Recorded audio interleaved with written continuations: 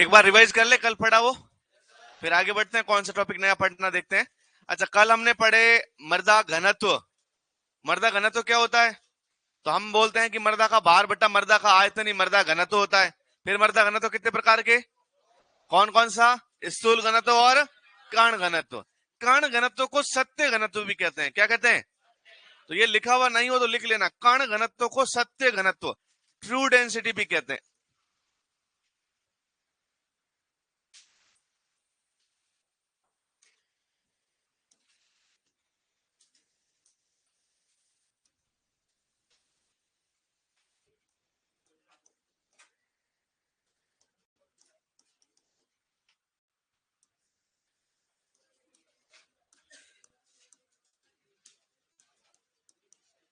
अच्छा, एक बात और ध्यान रखना, कण घनत्व और स्थूल घनत्व में से अपने एग्रीकल्चर के लिए ज्यादा इंपॉर्टेंट कौन सा है? क्यों भाई? क्योंकि स्थूल घनत्व में हम किसको इंक्लूड करते हैं? रंध्र अवकाशों को। और रंध्र अवकाश जो होते हैं वो एग्रीकल्चर में बड़े इंपॉर्टेंट है, तो याद रखना।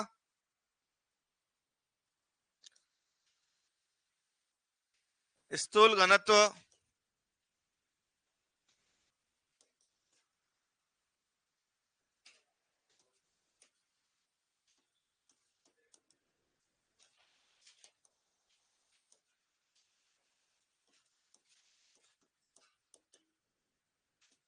प्लांट और एग्रीकल्चर के लिए स्थूल घनत्व की जानकारी होना ज्यादा इंपॉर्टेंट है।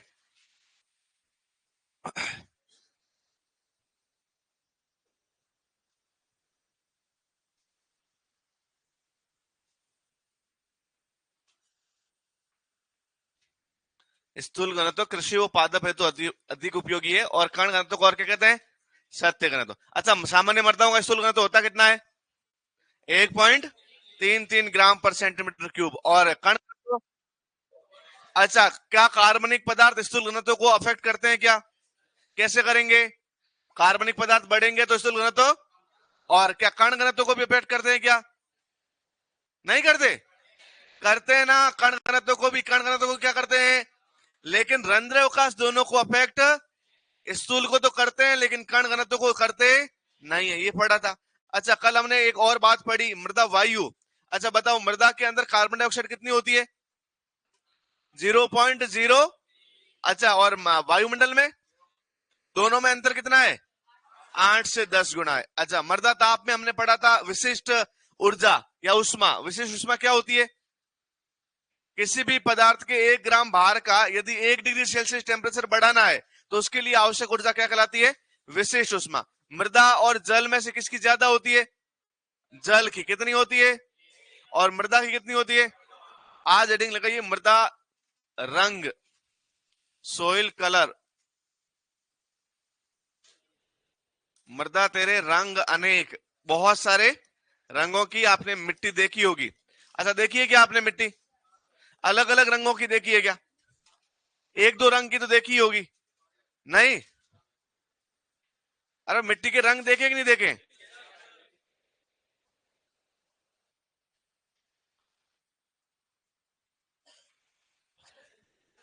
ओके, मर्दा रंग की हम बात करें तो अलग अलग रंगों की मिट्टी देखी है आपने? अच्छा, दो रंग तो आपने देखे ही होंगे। कभी आपने देखा होगा ये गहरा रंग है मिट्टी का, कभी आपने देखा होगा थोड़ा हल्का रंग है मिट्टी का, और आपने देखा होगा कि रंगों का थोड़ा सा विभेद चलता रहता है। अब ये मर्दा के जो रंग है, इन मर्दा के जो रंग है, इन रंगों का मापन करने के लिए एक चार्ट अपने पास है कि कौन सा मर्दा रंग कैसे मापेंगे। अपने पास एक चार्ट है, उसको बोलते हैं मुनसेल कलर चार्ट। कौन सा बोलते हैं? मुनसेल कलर चार्ट। तो अब आपसे पूछ लेता है, मर्दा रंग का मापन किसी की सहायता से करते हैं? तो मापन के लिए कौन सा चार्ट? मुनसेल कलर, या फिर हिंदी में बोलते हैं रंग चार्ट। तो मुनसेल रंग चार्ट। अच्छा, मुनसेल रंग चार्ट के 3 कंपोनेंट, 3 घटक है। कितने घटक है? 3 वेरिएबल्स है, 3 आपके ऐसी प्रॉपर्टी है जो वो बताता है मुनसेल कलर चार्ट किसी भी रंग की। तो आपको याद रखना है कौन कौन से वेरिएबल है मुनसेल कलर चार्ट के, कितने हैं? तो याद रखना, मुनसेल कलर चार्ट के कितने घटक है? कुल 3 घटक है। कौन कौन से? एक याद रखना ह्यू, क्या याद रखोगे? 2 नंबर पे याद रखना वैल्यू, क्या याद रखोगे? और तीसरे नंबर पे याद रखना क्रोमा, क्या याद रखोगे? वापस बोलो, 1 नंबर पे, दूसरे नंबर पे, तीसरे नंबर पे ये तीनों किसके घटक हैं? और मुंसेल कलर चार्ट का कहां यूज करते हैं हम? मर्दा रंग के मापन के लिए। वापस मर्दा रंग के मापन के लिए कौन सा चार्ट? कितने घटक है? पहले नंबर पे, दूसरे नंबर पे, तीसरे नंबर पे। अच्छा, आपने देखा होगा बहुत बार कलर में हम रंग आइडेंटिफाई करते हैं। जैसे ये वाला ऊपर वाला रंग कैसा है? अच्छा, ये बोर्ड का रंग कैसा है? तो आपको ये पता चला कि रंग एक तो व्हाइट है, एक ब्लैक है। ये सारे रंग क्यों दिखाई देते हैं? आपको लगता होगा ये रंग है इसलिए दिखाई दे रहे हैं। फिर आप देखो अंधे आदमी को रंग दिखाई देंगे क्या? तो मैं रंग होते हुए भी अंधे आदमी को रंग। अच्छा, मैं बोलूं आपके आदमी भी अंधा नहीं है और रंग भी उपस्थित है, फिर भी आपको नहीं दिखाई देंगे। ऐसा समय होता है रात का समय और लाइट नहीं हो, तो आपके पास आंखें भी है और रंग भी है, लेकिन आपको दिखाई। तो याद रखना, अपने रंग दिखाई देने के लिए, कलर दिखाई देने के लिए सबसे महत्वपूर्ण है वो है प्रकाश, लाइट। सबसे ज्यादा इंपॉर्टेंट क्या है? तो रंग किसकी वजह से दिखाई देते हैं? प्रकाश की वजह से। प्रकाश नहीं हो, आज से पहले अपने फोटो, एक कैमरा आता था, ब्लैक एंड व्हाइट कैमरा कहते थे। पहले एक टीवी आती थी, ब्लैक एंड व्हाइट टीवी बोलते थे, उसमें रंग आते ही नहीं थे, क्योंकि प्रकाश के अंदर हम कैपेसिटी इतनी ढूंढ ही नहीं पाए कि वो रंग पैदा कर दे। लेकिन आजकल आपने देखा होगा मोबाइल के अंदर जितने फोटो आते सारे रंगीन आते। रोटी का कलर जैसा दिखता है नॉर्मल, वैसा ही फोटो में दिखता है। और ये सब बहुत सारी चीजें जो है, बहुत सारी चीजें जो है, कलर डेवलप हो गया है। इन कलर के लिए सबसे महत्वपूर्ण क्या है? प्रकाश। और प्रकाश में रंग जिससे मापा जाता है उसको बोलते हैं स्पेक्ट्रम। क्या बोलते हैं? और ये जो यू होता है, यू या तो प्रभावी रंग मापता है या प्रभावी स्पेक्ट्रम मापता है। तो ये क्या मापता है? याद रखना, प्रभावी रंग। कौन सा रंग? कि लाल रंग है, कि काला है, कि नीला है, कि हरा है, कि सफेद है, कैसा रंग है? या फिर प्रभावी स्पेक्ट्रम के बारे में कौन बताता है? कौन बताता है? वापस बोलो, प्रभावी रंग के बारे में। और यू किसके बारे में बताता है? प्रभावी, प्रभावी स्पेक्ट्रम। स्पेक्ट्रम मतलब प्रकाश वर्णक कौन सा है, प्रकाश के बारे में बताता है। किसके बारे में बताता है? लाइट के बारे में। दूसरे नंबर पे वैल्यू। दूसरे नंबर पे क्या है? जैसे कि यहाँ पे भी बहुत सारे ऐसे बच्चे बैठे होंगे जिन्होंने एक ही कलर की टी शर्ट पहन रखी है, लेकिन आप बोलोगे सर इसका तो थोड़ा कलर डार्क है और इसका जो कलर है थोड़ा लाइट है। आपने बहुत बार देखा होगा, आप कोई कपड़ा खरीदने जाते हैं या फिर कुछ भी आप सामान खरीदने जाते हैं, तो आप बोलते हैं कि भैया एकदम ब्लैक बताना, फिर आप बोलते हैं भैया पिंक बताना, अरे भैया थोड़ा लाइट पिंक बताओ ना, फिर आप बोलते हैं कि भैया बैंगनी कलर का, थोड़ा सा बैंगनी, थोड़ा लाइट हो तो चलेगा, इसका शेड बहुत डार्क है। ये बातें आपने सुनी होगी। तो याद रखना, बहुत बार हम किसी रंग के गहरेपन और हल्केपन की बात करते हैं, तो रंग का गहरापन और हल्कापन कौन बताता है? रंग का गहरापन, जैसे गहरा लाल, वो हल्कापन। आपने बहुत बार सुना होगा, अपने लोकल लैंग्वेज में अपन गहरेपन और हल्केपन को अलग अलग शब्दों से जाहिर भी करते हैं। जैसे बोलते हैं अपन काड़ो कट, मतलब क्या हुआ? बहुत ज्यादा। दौड़ो धट, मतलब क्या हुआ? बहुत ज्यादा सफेद। आपने अपनी लैंग्वेज में बोला होगा ना, बोलते लाल एकदम, मतलब रातों लाल, ये वर्ड सुना आपने? एकदम रातों लाल। रातों लाल मतलब क्या हुआ? कि बहुत ज्यादा लाल। पीड़ो पट, मतलब क्या हुआ? बहुत ज्यादा पीला। तो ये बहुत बार अपन वर्ड यूज देते हैं, लाल शर्ट, ओके, तो ये मतलब बहुत ज्यादा लाल रंग है, तो अपन कुछ और उसके साथ में जोड़ देते हैं, तो वो क्या बताता है? रंग का गहरापन। और यदि ऐसा नहीं है, हल्का लाल है, तो फिर अपन दूसरा वर्ड बोलेंगे हल्कापन। तो रंग का गहरापन और हल्कापन कौन बताता है? रंग के बारे में कौन बताता है? बहुत बार आपने देखा होगा, बचपन में भी आपने किया होगा कि दो रंगों को आपस में मिक्स करते तीसरा रंग बन जाता है। तो रंग हमेशा शुद्ध। तो रंग की शुद्धता के बारे में कौन बताता है? तो याद रखना, रंग की शुद्धता, the purity of the colour indicated by chroma. अब आपको ये तीनों बातें लिख लेनी है। प्रभावी रंग, प्रभावी रंग का हल्कापन गहरापन, और रंग की शुद्धता, यू, वैल्यू और क्रोमा।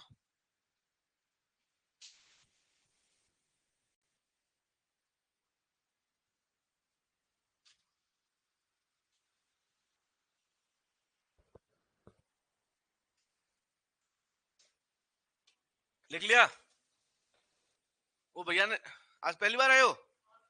ओके, कोई बात, लिख तो लो। कहाँ थे इतने दिन? अभी एडमिशन ले आई हूँ। ओके,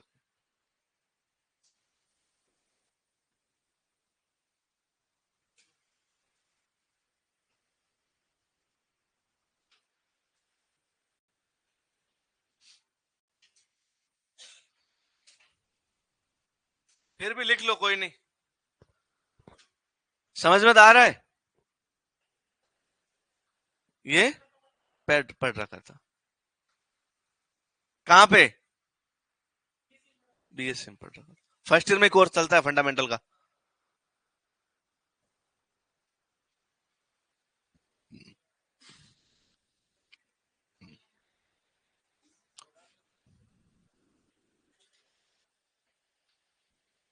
लिख लिया क्या?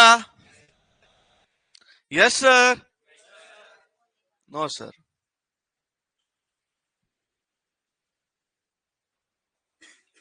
अब तो लिख लिया होगा। नहीं लिखा?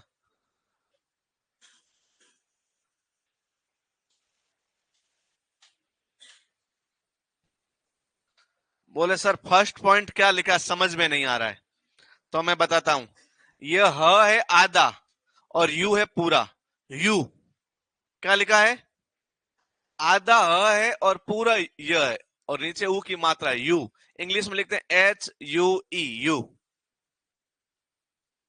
ये वाला लिखा हुआ है। अब तो लिख लिया।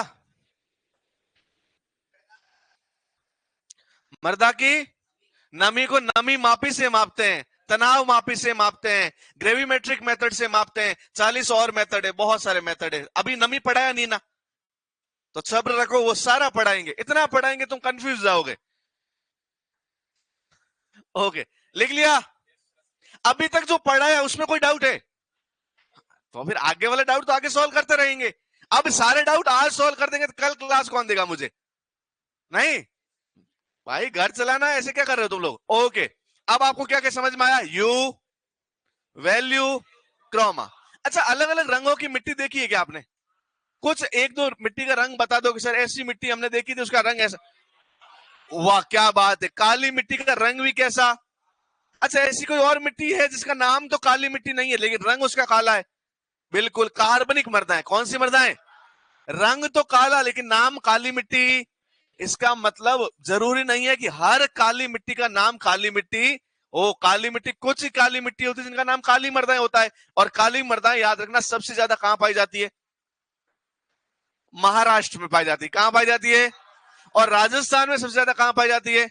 हाँ बिल्कुल, आपका जो कोटा वाला रीजन है, कोटा संभाग वाला रीजन है, हाड़ौती रीजन है, वहां पे आपकी काली मृदाएं पाई जाती है। किसकी खेती के लिए सबसे उपयुक्त है? कपास की। इसीलिए भारत में इसको बोलते हैं काली कपास मृदा। कौन सी मृदा? और इन मृदाओं को रेगुर मृदा भी बोलते हैं। कौन सी मृदा बोलते हैं? तो अब अपन कुछ मृदाएं देखेंगे, उनके विशेष रंग देखेंगे और रंगों का कारण क्या है वो भी देखेंगे। तो लिखिए मृदा रंग, सॉरी मृदाएं एवं उनका रंग। मृदाएं एवं उनका रंग, सोइल्स एंड देयर कलर।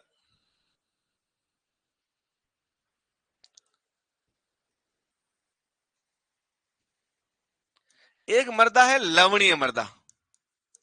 कौन सी मृदा है? लवणीय। ये आगे जाके पढ़ेंगे हम, सेलाइन सोइल बोलते हैं इसको। कौन सी सोइल बोलते हैं? सेलाइन सोइल। इनके पृष्ठ का रंग जो होता है, सतह का रंग जो होता है, वो सफेद रंग होता है, सतह का, पूरी मिट्टी का नहीं। क्योंकि सतह पे क्या इकट्ठे हो जाते हैं? लवण। और लवण जो होते हैं, साल्ट जो होते हैं, जिनको नमक बोलते हैं, वो कैसे कलर का होता है? सफेद। तो याद रखना इनका रंग कैसा होता है? सफेद। क्यों? लवण के जमाव के कारण।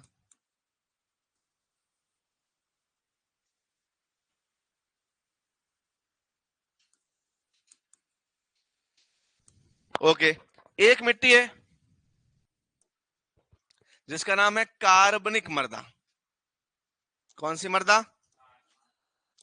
कार्बनिक मृदा में कार्बनिक पदार्थ कितना होता है?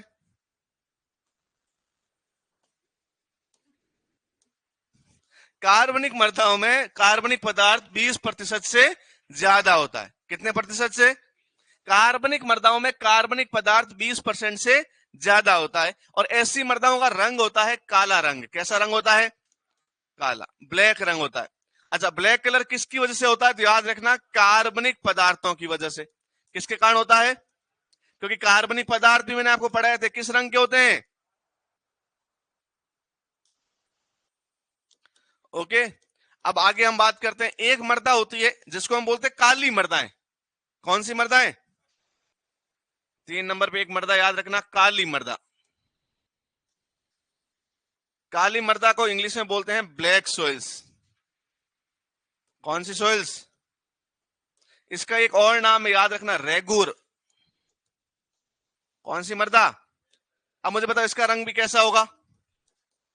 काला रंग ही होगा। लेकिन ये जो रंग काला है, ये याद रखना कार्बनिक पदार्थों की वजह से नहीं है, ये एक मिनरल की वजह से। नाम है टाइटेनीफेरस। टाइटेनीफेरस मैग्नेटाइट।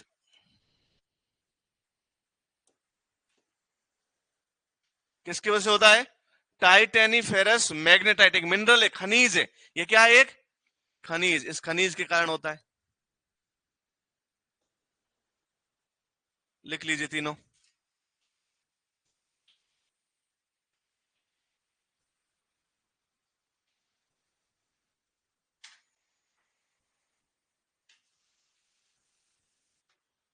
लिख दिया? वापस देखो, लवणीय मृदा का रंग कैसा?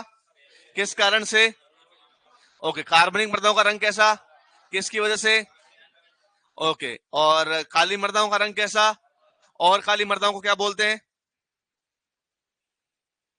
और क्या बोलते हैं इसको? अच्छा, इनका रंग कैसा?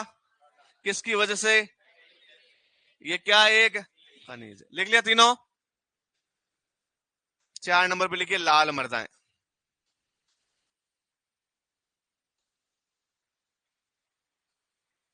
लाल पेन से लिखो लाल मृदाएं।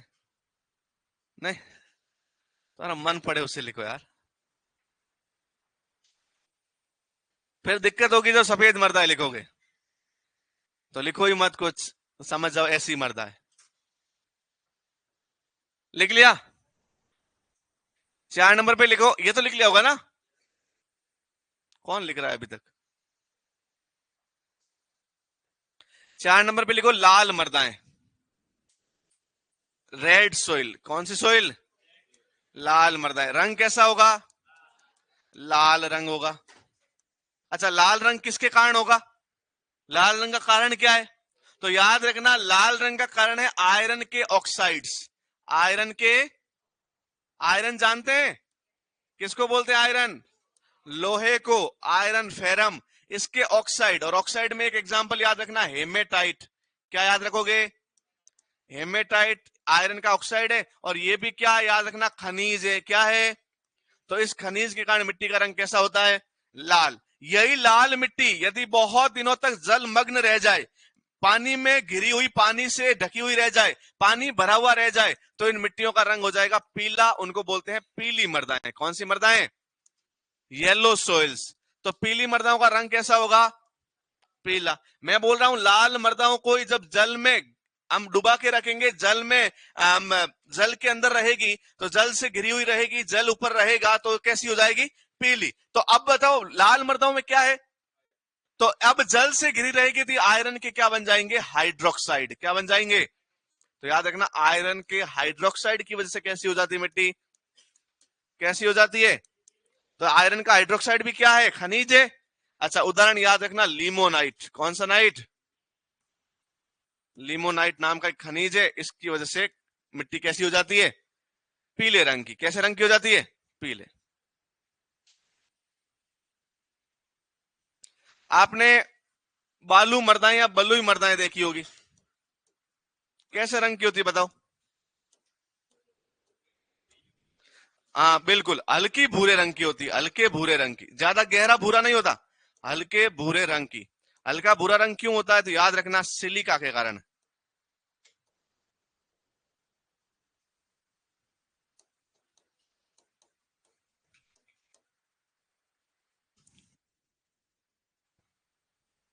ओएम का मतलब क्या है? Organic matter.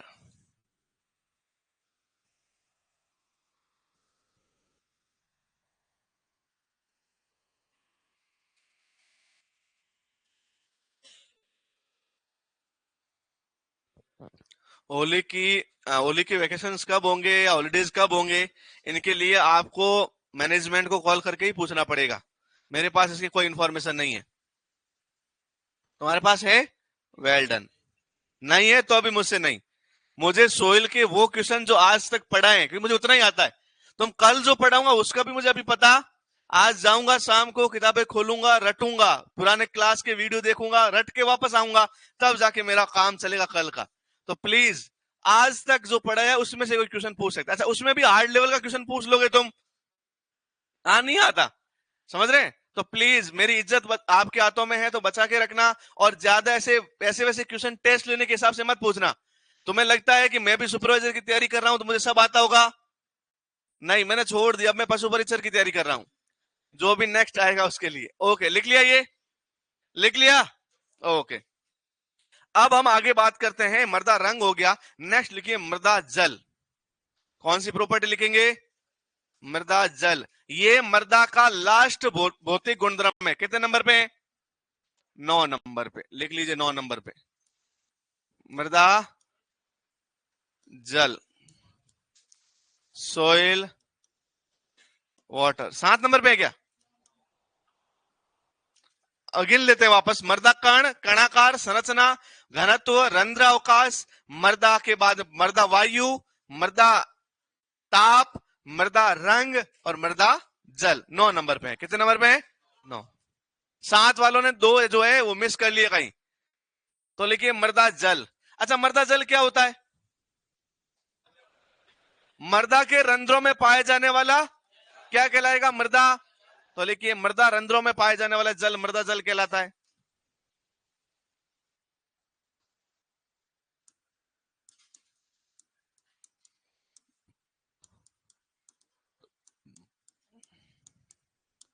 मृदा रंध्रों में उपस्थित जल जो होता है उसको हम बोलते हैं मृदा जल।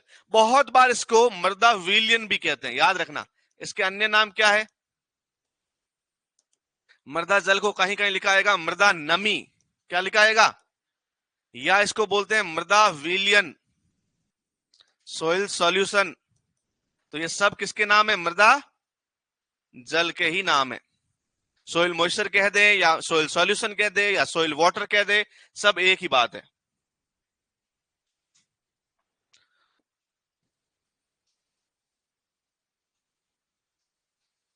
लिख लिया? मृदा जल, सोइल वाटर, मृदा रंध्रों में उपस्थित जल। इसके अन्य नाम है मृदा नमी और मृदा विलयन, soil solution and soil moisture. तो यदि मॉइस्चर की बात करें, सॉल्यूशन की बात करें या वाटर की बात करें, तीनों बातें एक ही है। वो बता क्या रहा है? जल बता रहा है। कहां है? रंध्रों में। किसके रंध्रों में? मिट्टी के रंध्रों में। मिट्टी के रंध्र होते कितने आइडियली? 50%। उसमें से 25 में जल और 25 में वायु होना चाहिए, लेकिन बहुत बारिश आ गई तो 50 पूरे में भी क्या हो सकता है? जल। अच्छा, बहुत ज्यादा तापमान पड़ा, बहुत ज्यादा इवोपरेशन हुआ, पूरी मिट्टी सूख गई, तो 50 में क्या हो सकता है? वायु। जल पूरा क्या हो जाएगा? खाली हो जाएगा, सूख जाएगा। लिख लिया? ये सबने लिख लिया? अच्छा, अब मिट्टी में उपस्थित कुल जल जो होता है कभी पौधे को मिलता। मान लो मिट्टी में 1 लीटर पानी अपन ने डाल दिया, बिल्कुल सूखी मिट्टी थी एकदम, अपन ने तवे पे गर्म की और एकदम सुखा दी मिट्टी को। उसमें हमने 1 किलो मिट्टी में 1 लीटर पानी डाला, तो हमें पता चला कि 1 लीटर पानी पौधे को मिलेगा, ऐसा? तो याद रखना, ऐसा संभव ही नहीं है कि पूरा का पूरा जल किसको मिले? पौधे को मिले। तो पौधे को कुछ ही भाग मिलता है। पूरे की पूरी मिट्टी में उपस्थित कुल जल को हम हॉलार्ड बोलते हैं। क्या बोलते हैं? उनमें से जो पौधे को मिलता है उसको बोलते हैं केसार्ड। क्या बोलते हैं? और जो नहीं मिलता उसको बोलते हैं एकार्ड। क्या बोलते हैं? तो 3 प्रकार के जल याद रखना। 1 नंबर का है हॉलार्ड। क्या नाम है? हॉलार्ड का मतलब मृदा में उपस्थित संपूर्ण जल।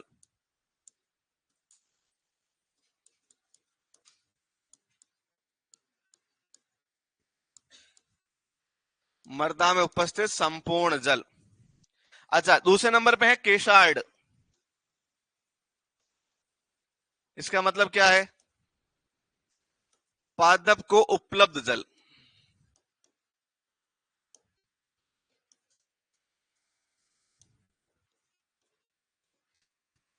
और तीसरे नंबर पे है एकार्ड या इकार्ड। एकार्ड या इकार्ड क्या होता है? पादप को अनुपलब्ध जल, पादप को जो नहीं मिलता है।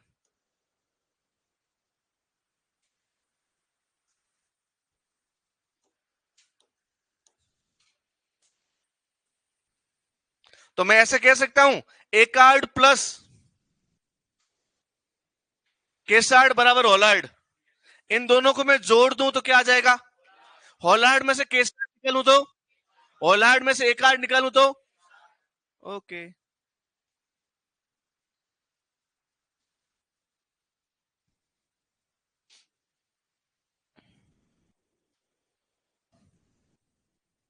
ये तो ऐसे ही वर्गीकरण है, नाम के हिसाब से याद रखना है। पूछा जा सकता है मर्दा में उपस्थित कुल जल क्या कहलाता है, तो आपसे बताना है कि उसको होलार्ड बोलते हैं।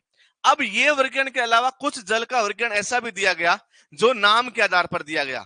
तो ऐसा वर्गीकरण है दो प्रकार का, एक है मृदा जल का भौतिक वर्गीकरण, एक है मृदा जल का जैविक वर्गीकरण। कैसा वर्गीकरण? भौतिक के बाद में रासायनिक याद आता है बस। तो याद रखना, एक तो है मृदा का भौतिक वर्गीकरण और एक है मृदा का जैविक वर्गीकरण। पहले नंबर पे लिखिए मृदा जल का भौतिक वर्गीकरण। ये लिख लिया तीनों अच्छे से, याद भी हो गया। संपूर्ण जल, उपलब्ध जल, अनुपलब्ध जल। लिखिए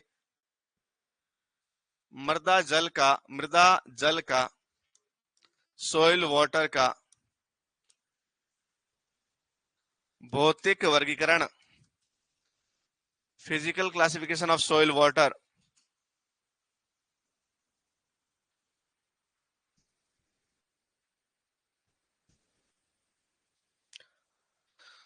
जो मृदा जल का फिजिकल क्लासिफिकेशन है उसमें 3 प्रकार के जल है। कितने प्रकार के हैं? तो आपसे पूछ लिया जाए कितने प्रकार के जल है, तो 3 प्रकार का वर्गीकरण है। कितने प्रकार का है? 3 प्रकार। आपसे पूछ लिया जाए तीनों का नाम, तो पहले नाम याद कर लो। पहले नंबर पे एक जल है, फिर दूसरे, फिर तीसरे। पहले नंबर पे है गुरुत्वीय जल। कौन सा जल? कौन सा जल भैया? गुरुत्वीय जल को इंग्लिश में क्या बोलते हैं? Gravitational water. कौन सा वाटर? कौन सा वाटर? दूसरे नंबर पे एक जल है जिसको हम बोलते हैं केशीय जल। कौन सा जल? केशीय जल को इंग्लिश में बोलते हैं कैपिलरी वाटर। कौन सा वाटर? Capillary water. तीसरे नंबर का एक जल है जिसको बोलते हैं आर्द्रता ग्राही जल। कौन सा ग्राही? आर्द्रता ग्राही जल। इंग्लिश में क्या बोलते हैं? Hygroscopic water. ये लिख लीजिए। फिर तीनों प्रकार के जल थोड़े समझ लेते हैं, फिर इसके अंदर भी कहानी लिख लेंगे इनकी। तीनों नाम याद करो पहले तो। कौन सा जल, दूसरे नंबर पे, और तीसरे नंबर पे?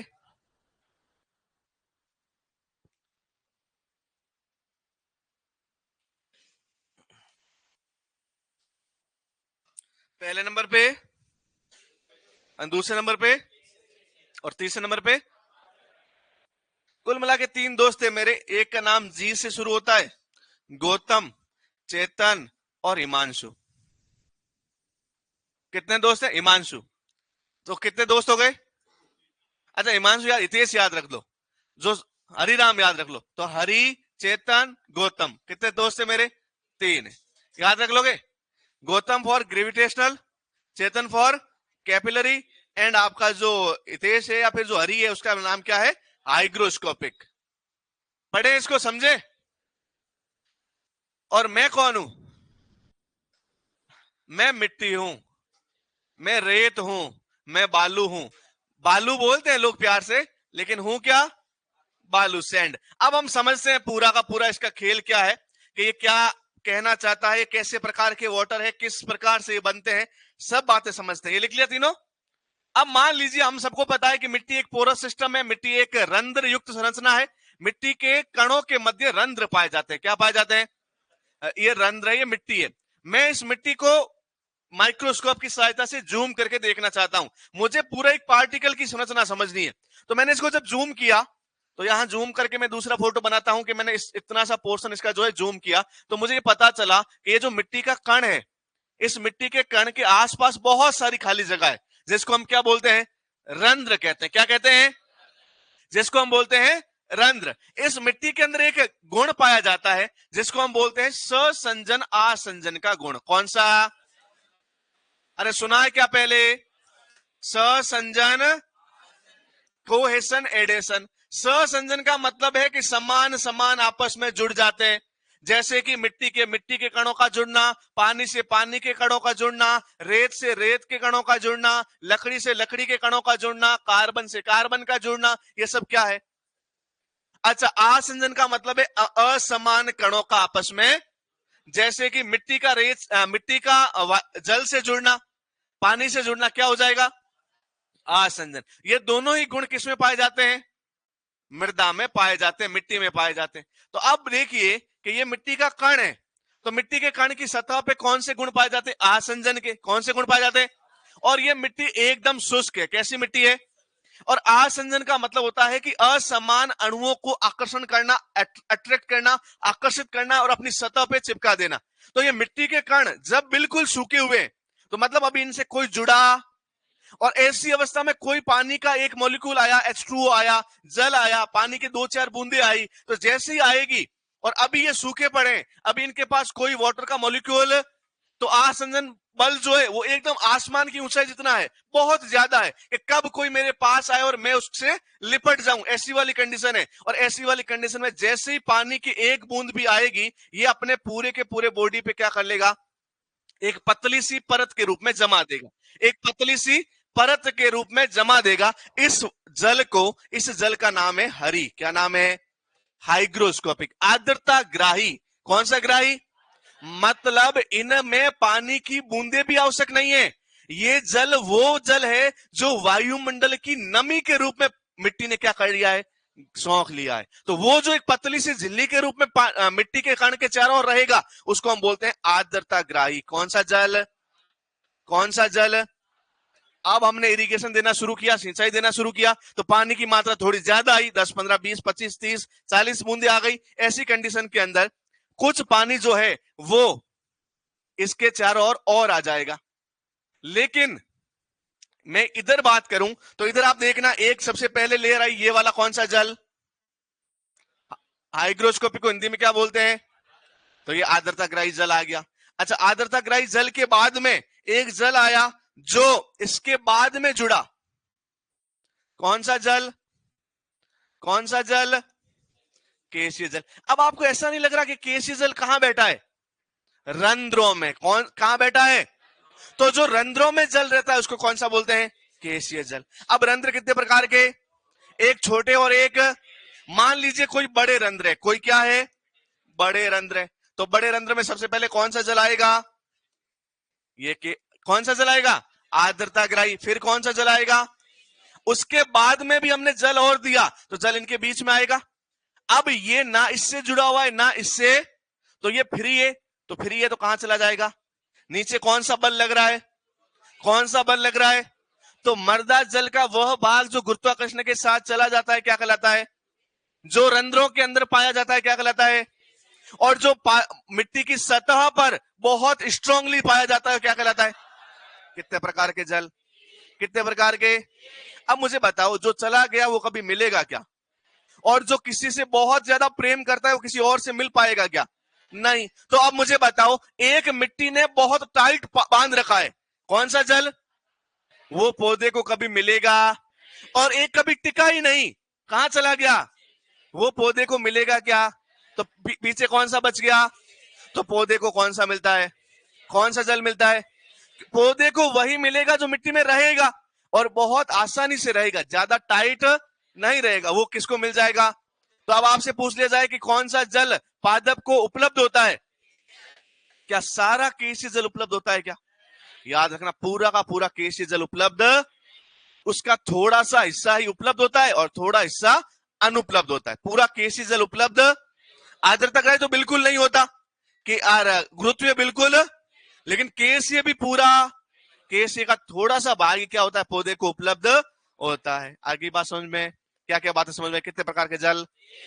जो मिट्टी की सतह पे वो, जो बड़े रंध्रों में वो, बड़े रंध्रों में गुरुत्वीय, जो छोटे रंध्रों में वो, बड़े रंध्रों वाला जल रुकेगा, कहां जाएगा? कहां? नीचे क्यों जाता है? कौन सा बल लगता है?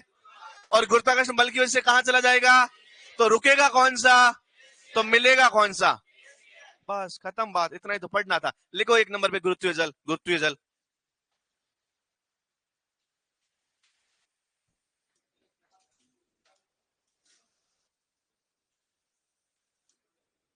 गुरुत्वीय जल, नाम से ही पता चल रहा ना, ऐसा जल जो गुरुत्वाकर्षण बल की वजह से मिट्टी में नहीं रहा, चला गया। कहां चला गया?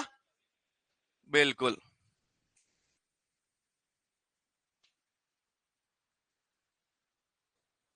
कुछ लोगों की हरकतें ऐसी है कि बहुत जल्दी वो ब्लॉक हो जाएंगे, पता है। मैं चाहता हूं उनका नुकसान नहीं हो।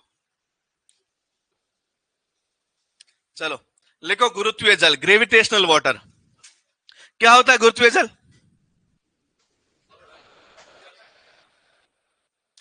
मृदा जल का वह भाग जो गुरुत्वाकर्षण बल के साथ में कहां चला जाता है? मृदा से बाहर चला जाता है। कौन सा वाटर कहलाता है? पौधे को उपलब्ध कभी भी नहीं होगा। ओके, तो लिखिए, वह मृदा जल जो गुरुत्वाकर्षण बल के कारण मृदा से बह जाता है।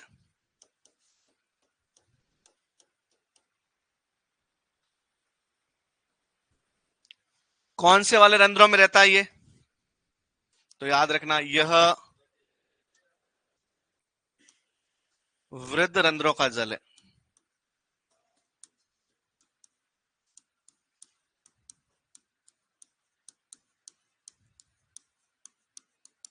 पादप को उपलब्ध नहीं होता।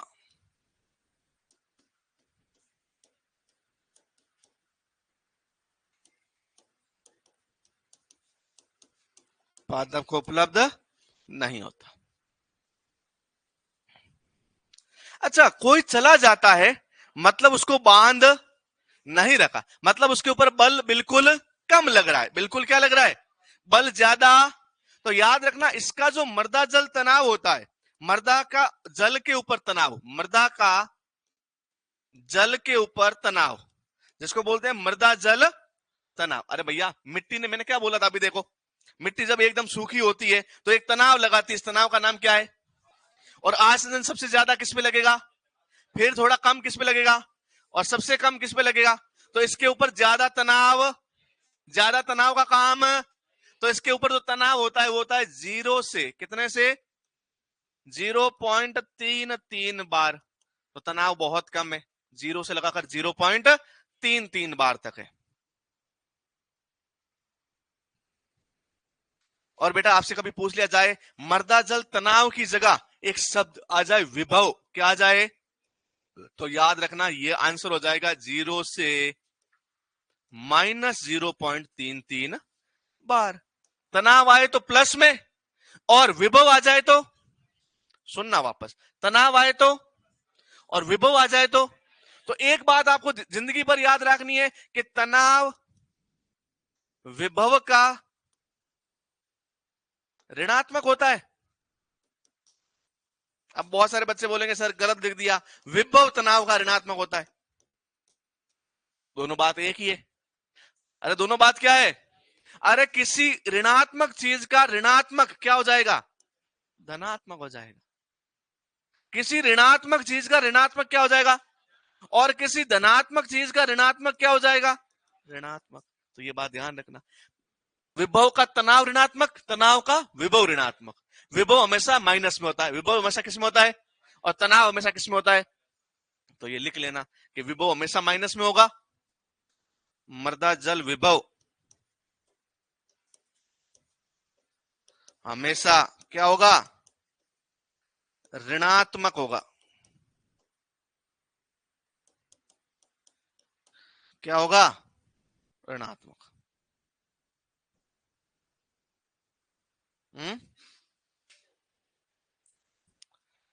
कैसे में तो अब मतलब बहुत बहुत मतलब बहुत गहरा दरिया है, और इसमें तैरने लगोगे तो सारा टॉपिक भूल जाओगे। मैं सिंपल समझा सकता हूं। मैं बोल रहा हूं कि मिट्टी की सतह पर एक बल होता है। कौन सा बल होता है? आसंजन।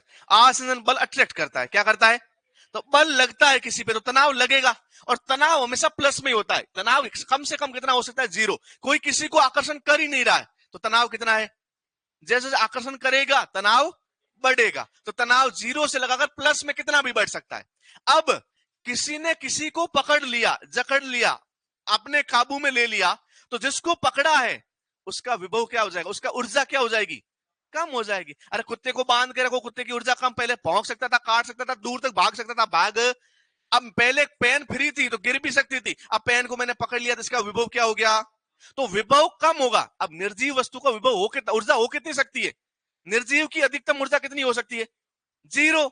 अरे निर्जीव में जब ऊर्जा नहीं होती तभी तो निर्जीव बोल रहे हैं, तो निर्जीव की अधिकतम ऊर्जा कितनी? और अपन ने पकड़ के और कम कर दी तो क्या हो जाएगी? माइनस। तो अब जल की कोई ऊर्जा, और मिट्टी ने पकड़ लिया है तो मिट्टी जल की ऊर्जा क्या हो गई? विभव को बोलते हैं, ऊर्जा को किसको बोलते हैं? तो जल का विभव और क्या हो गया? पहले जल का विभव था 0, 0 में और कम कर दिया तो क्या हो गया? अच्छा, पहले मिट्टी के ऊपर, यदि मिट्टी के ऊपर कोई भी आके नहीं बैठा था, कोई आके नहीं बैठा था तो तनाव था 0। तनाव कितना था? अब मिट्टी के ऊपर कोई आके बैठ, कोई मिट्टी के ऊपर आके बैठने लगा, बैठने लगा, बैठने लगा, पूरा का पूरा भर गया, पर अब खूब सारा पानी है, तो मिट्टी ने किसी को बांध, तो तनाव कितना हो जाएगा? अब धीरे धीरे पानी कम होता गया। अरे ये ऐसा ही खेल है कि अपना बैंक बैलेंस और पैसे, बैंक बैलेंस खूब है, अंबानी जितनी दौलत है तो कोई तनाव नहीं है। धीरे धीरे पैसे कम होने लगे, कम होने लगे, तनाव। तो पानी जैसे जैसे कम होगा तनाव। अब यहां पानी देखो, गुरुत्वीय जल खूब है, बह रहा है, तो तनाव क्या है? 0 है। तनाव क्या है? अब धीरे धीरे पानी होगा कम, आगे मैं बता रहा हूं, पानी नीचे जाएगा, कम होता रहेगा, तनाव, तनाव और विभव कम होता रहेगा। विभव तो है मतलब पानी जकड़ता रहेगा, अब पानी जितना ज्यादा जकड़ेगा तनाव उतना ही बढ़ेगा। बस ये बात ध्यान रखनी। बार प्रेशर की, तनाव की इकाई है। दाब सुना है? दाब, कितना दबाव लगा रहा है, कितना प्रेशर लगा रहा है, कितना तनाव लगा रहा है, कितना आकर्षण कर रहा है, उसकी इकाई है बार। बार वो वाला बार नहीं है, बार ये वाला बार है। ओके, तो ये बार, बार मतलब तनाव की इकाई। किसकी इकाई? लिख लिया? दूसरे नंबर पे लिखे, दूसरे नंबर पे लिखे केशीय जल। कौन सा जल? इंग्लिश में क्या बोलते हैं? Capillary water. अरे एक याद करो रे, मैं रंध्र पढ़ा रहा था तो मैं बता रहा था कि रंध्र में 2 प्रकार के रंध्र होते हैं, केशिकीय और अकेशिकीय। केशिकीय रंध्रों में पाया जाने वाला जल क्या कहलाता है? और केशिकीय रंध्र कौन से रंध्र होते हैं? सूक्ष्म रंध्र, छोटे रंध्र। कितना आकार होता है? 0.06 से कम। सब बातें लिखवा रखी है, अलग अलग लिखवाई, याद करो। सबसे शुरू में लिखा हुआ था केशी रंध्र और अकेशी रंध्रों का आकार लिखवाया था, वृद्ध रंध्र और सूक्ष्म रंध्र बोलते हैं इसको। तो याद रखना, जो छोटे रंध्रों में जल पड़ा रहता है उसको क्या बोलते हैं? जो वृद्ध रंध्रों में रहता है उसको क्या बोलते हैं? गुरुत्वीय। कौन सा जल? जो रुकेगा, कहां चला जाएगा? कहां पे? मृदा जमीन में चला जाएगा। ओके, केशी जल लिखिए, कैपिलरी वाटर। वह मृदा जल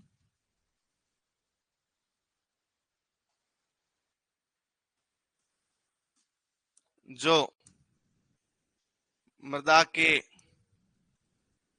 सूक्ष्म रंध्रों में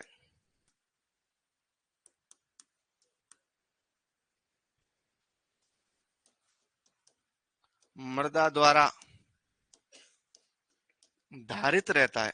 धारित मतलब रुका हुआ, मृदा द्वारा धारित मतलब मृदा द्वारा रुका हुआ रहता है। कौन सा जल कहलाता है? केशीय जल। कौन से रंध्रों में पाया जाता है? सूक्ष्म रंध्रों का जल है।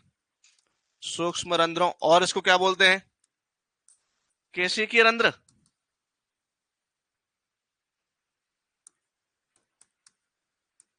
केशिकीय रंध्रों में। क्या ये संपूर्ण जल उपलब्ध रहता है क्या पौधे को? तो याद रखना, इसका कुछ भाग पादप को उपलब्ध होता है। इसका कुछ भाग पादप को उपलब्ध होता है। अब आपसे पूछ लिया जाए मृदा जल तनाव कितना होता है? मृदा जल तनाव, तनाव है इसका मतलब प्लस में आएगा माइनस में आएगा? फिर माइनस। तनाव हमेशा प्लस में होता है, तनाव हमेशा। तनाव होगा या नहीं होगा? नहीं होगा तो जीरो, होगा तो प्लस में होगा कि भाई हाँ खूब तनाव है, प्रेशर है खूब, तो तनाव याद रखना प्लस में होगा। कहां से शुरू होगा तनाव? 0.33 बार से 31 बार तक। कितने बार तक? अच्छा, यही सेम विभव हो जाए तो -0.33 बार से -31 बार तक। ये भली मत लिखो, एक चीज लिख लो, एक माइंड में रखो याद।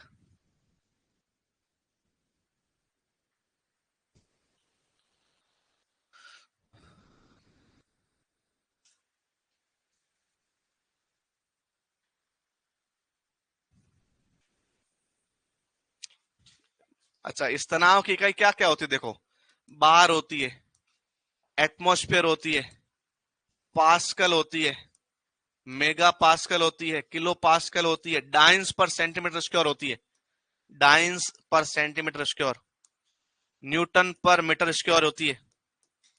तो न जाने कितनी इकाइयां हैं, इकाइयों के चक्कर में पढ़ोगे तो कोर्स कभी पूरा होगा ही नहीं। तो एक इकाई याद करो और उसको याद करके रट लो, काम खत्म हो जाएगा। समझ में आ गया? आवाज आ रही है? लास्ट क्या बोला मैंने? मैं के बहुत सारी इकाइयां हैं, इकाइयों के भरोसे दहाइयों सैकड़ों हजारों लाखों के भरोसे रहना है, इकाइयों के भरोसे। ओके। विभव का इंग्लिश टर्म होता है पोटेंशियल, तनाव का होता है टेंशन। विभव को बोलते हैं पोटेंशियल।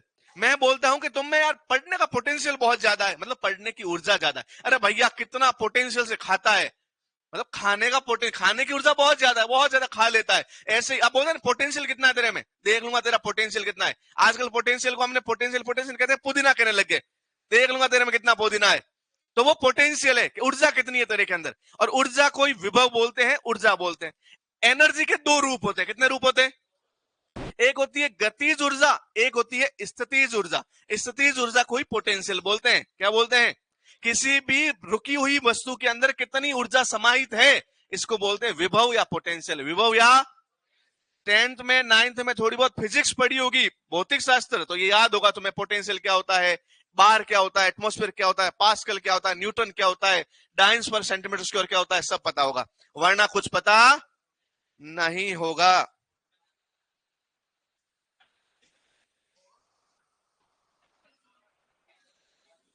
हाँ, मर्दा जल तनाव, मिट्टी के कणों के तनाव जल पे कितना लग रहा है उसकी वजह से।